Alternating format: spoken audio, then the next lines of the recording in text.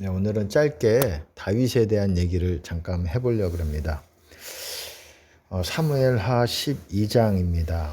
12장에 보시면은 찾아보지는 않겠고, 다윗이 이제 우리아의 아내 밧세바를 빼앗는 내용들이 나옵니다. 우리아는 햇사람이지요. 햇사람이라는 거는 당시에 이제 가나안 사람 원래의 가나안 사람이라는 얘기입니다. 가나안 그 지역에 살던 사람이라는 거예요. 거기에 한 7족속이 있었어요. 기르가스 족속, 헷 족속, 가나안 족속, 겐 족속, 또 히위 족속, 아모리 족속, 이렇게 여러 가지 7개가 있습니다. 7개, 8개라고도 할 수 있고, 근데 그렇게 족속들이 있었는데 거기에 살던 어떤 토속민이었지요. 근데 남아있는 사람이었는데 이제 다윗에게 이렇게 연합이 돼가지고 다윗을 위해서 암몬 족속과 이제 싸우는 과정 가운데 이제 다윗이 이제 성을 거닐다가 이제 밧세바가 목욕하는 것을 보고 이제 다른 마음이 생겨서 이제 밧세바를 빼앗기 위해서 우리아를 이렇게 자기 손으로 직접 죽이는 건 아니지만 이렇게 죽게끔 하지요. 그렇게 죽게끔 이 최전방에 보내서 우리아가 나갔을 때에 다른 군인들이 뒤로 물러나게 해서 죽게끔 그렇게 상황을 만들어 갑니다. 왕으로서. 그러니까 하나님 보시기에 굉장히 악하게 하나님께서 보셨죠. 그래서 이제 우리아는 죽었어요. 그리고 밧세바를 이렇게 취했지요. 그 과정 가운데 하나님께서 그 부분에 있어서 다윗에게 진노하셔서 나단을 보내서 어떤 비유적인 얘기를 하고 부자가 있고 부자에게 양들이 있고 또 가난한 자에게 어떤 한 암양 새끼가 있는데 양이죠. 근데 그것들 하나밖에 없는 그 양을 부자가 뺏어가지고 이런 사람이 있었다. 나단이 이제 그 얘기를 하는데 그것은 사실 다윗에 대한 비유적인 얘기였죠. 다윗은 그런 사람이 있으면 당장 죽여야 되지 않겠느냐 이런 얘기를 했는데 다윗은 나단은 그가 바로 너다, 당신이다. 하나님께서 진노하셔서 네가 이렇게 말씀하고 있어요. 10절에 보시면 네가 나를 업신여기고 나를 업신여겼다라는 거예요. 하나님을. 다윗이 생각할 때는 우리가 사람들에게 이렇게 악하게 대하고 다윗의 생애에서 일반적으로 다 선하게 좋은 내용들만 나오지만 이 내용들을 보면 참 이거는 참 왕이기 때문에 이렇게 권세로서 쉽게 말해서 다른 사람의 아내를 빼앗는 과정이라는 거예요. 이걸 하나님께서 악하게 보셔서 네가 나를 업신여기며 업신여겼다라는 거예요. 하나님을.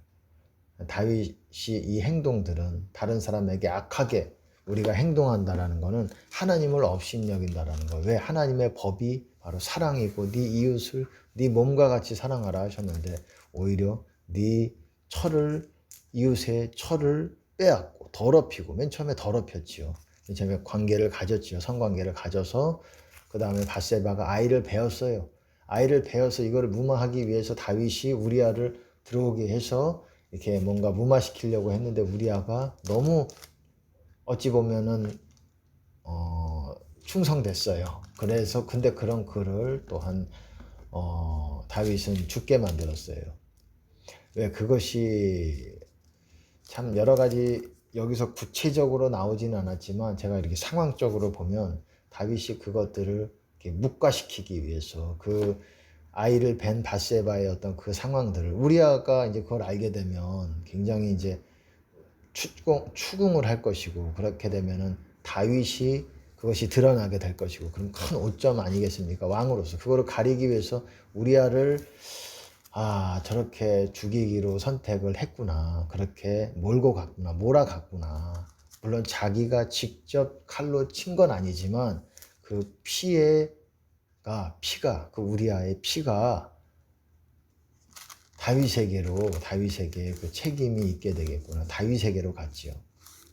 그래서 하나님께서 그것들을 진노하셔서 네가 나를 업신여기고 햇사람 우리아의 철을 빼앗아 네 철을 삼았은즉 네가 나를 업신여겼다. 네 이웃의 처를 빼앗아 버렸다. 그 남자를 죽여버리고 네가 나를 업신여긴 거다. 우리가 다른 사람에게 악하게 대하고 못되게 뭐 재산이든 십계명에도 그러지 않습니까?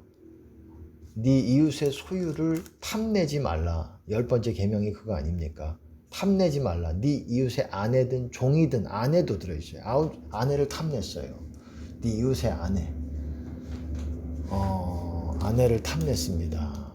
계명을 어겼고 또 어쨌든 그 과정 가운데 악함이 하나님 보셨을 때 악하다고 판단을 하셔서 그래서 그렇게 해서 그 우리아의 철을 빼앗아 네 철을 삼았은즉 그 다음에 하나님의 심판이 있습니다. 칼이 네 집에 영영이 떠나지 아니하리라. 그래서 어떻게 됩니까? 압살롬이 일어나서 암논을 죽이고 막 이렇게 서로 죽이는 과정들이 있죠. 자녀들을 또한 죽이고 다윗의 자녀들을 또 죽이고 그리고 또 여호와께서 또 이처럼 이르시기를 내가 네 집에 재화를 일으키고 재앙이죠. 재앙이라든지 어떤 화를 일으킨다라는 거야. 평강하게 가지 않고 내가 네 처들을 가져 네 눈앞에서 다른 사람에게 주리니 실제로 그런 일들이 일어났죠. 후궁들에게 다윗의 후궁들이 어떤 그런 일들이 일어났습니다. 그 사람이 네 처들로 더불어 백주에 동침하리라. 너는 은밀히 행하였으나 다윗은 은밀히 그것들을 묻으려고 은밀히 했지만 그리고 우리아를 죽였고 했지만 나는 이스라엘의 무리 앞에 백주의 일을 행하리라. 대낮에 그냥 사람들 드러나게 행할 것이다. 너는 은밀하게 행했지만 이런 심판을 하나님께서 선포하셨어요. 다윗이 나단에게 그래서 어땠습니까? 다윗이 내가 여호와께 죄를 범하였노라 이렇게 나단에게 얘기했습니다. 하나님께 말씀드린 거죠. 하나님 제가 잘못했습니다. 범죄했습니다. 그때 이제 나단이 뭐라고 말씀하냐면 여호와께서도 당신의 죄를 사하셨나니 이렇게 죄를 자백하자마자 하나님께서 사하셨다라고 말하고 있어요. 하나님께서 사하셨는데 보세요. 그러면 사하셨으면 뭐 칼이 네 집에 영영이 끊이지 아니하리라. 이 심판이 끝났다는 건가요? 용서는 받았지만 여기서 분명히 그러고 있습니다. 여호와께서 당신의 죄를 사하셨다. 사하셨지만 당신은 죽지 않을 것이다. 사하셨기 때문에. 원래 어떻습니까? 간통이에요. 간음이라고요. 또 이거는 탐낼 뿐만 아니라 간음입니다. 간음은 어땠습니까? 이스라엘에서 만약에 유부녀와 간음했고 당시에는 여러분 성관계 이렇게 간통하다가 걸리면 돌로 쳐 죽었어요. 원래는 죽임 당하는 죄입니다. 그럼에도 당신이 죽지 아니하려니와 이 일로 인하여 여호와의 원수로 크게 회방할 거리를 얻게 하였으니 당신의 낳은 아이가 정령 죽으리라. 실제로 바세바가 아이를 임신해가지고 첫 번째 그때 해서 아이를 낳은 아이는 죽었습니다.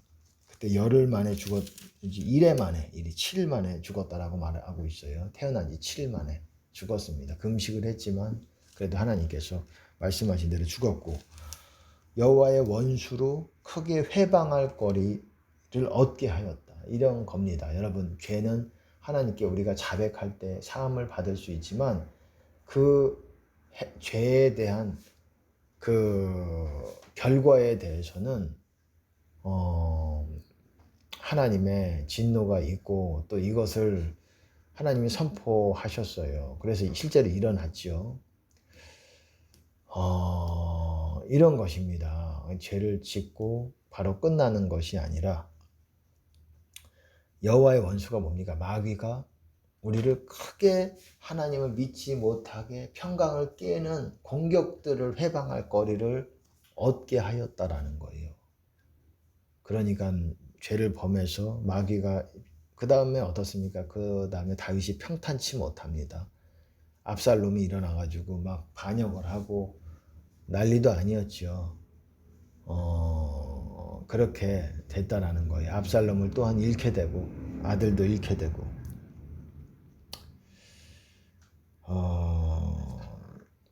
그리고 그 네 처들도 백주 대낮에 다른 사람에게 또한 동침하게 됐고 이렇게 큰 심판을 얻게 됩니다.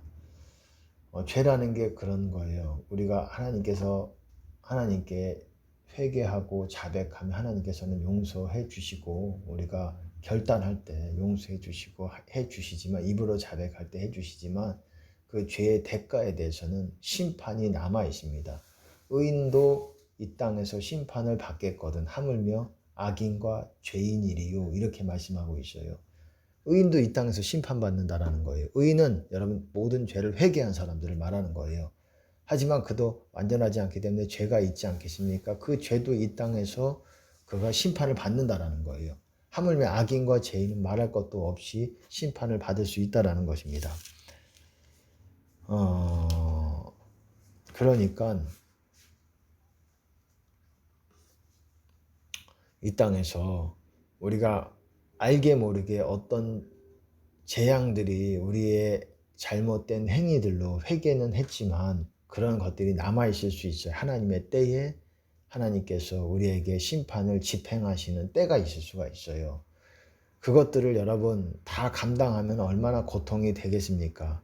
그렇기 때문에 하나님이 우리를 심판하시기 전에 우리가 스스로 심판해야 됩니다.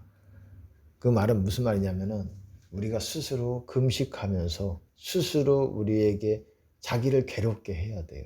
그래서 우리 안에 우리가 지은 죄들에 대한 어떤 고난을 더 경감될 수 있도록 경하게 가볍게 될 수 있도록 우리가 금식과 이런 것들을 더불어 중간중간에 해줘야 됩니다. 우리는 완전하지 못하기 때문에 회개를 해서 여러분들이 구원의 반열에 들어왔을 수 있겠지만 마귀가 크게 회방할 기회를 얻고 있어요. 하나님의 때에 그 마귀에게 허락하시는 거예요.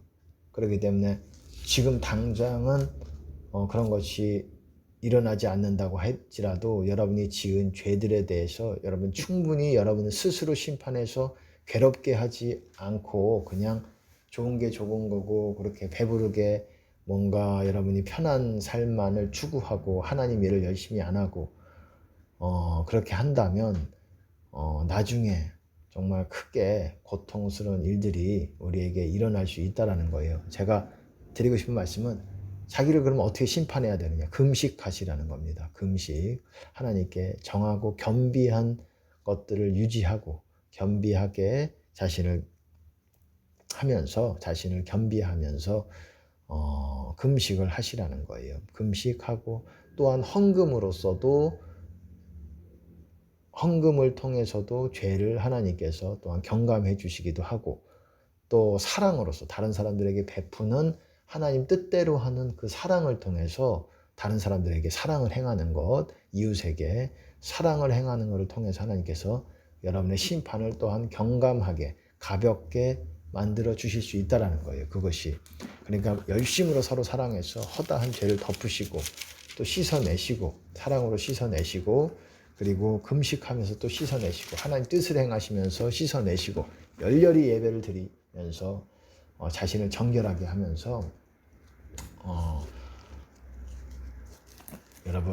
여러분을 깨끗하게 하고 다시금 하나님 앞에 온전히 설 수 있는 여러분 되시기를 바라겠습니다.